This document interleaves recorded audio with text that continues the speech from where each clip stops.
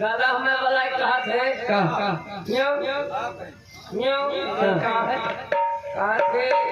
संगीत चालू हुए। हाँ हाँ बस संगीत हमारी 5 मिनट का समय तैयार हो जाए हमारे कलाकार। लीजिए भैया की भोजपुरी फरमाइश कहना है। हाँ क्या है?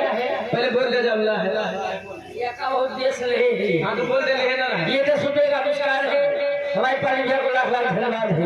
हरी चढ़ली जवानिया में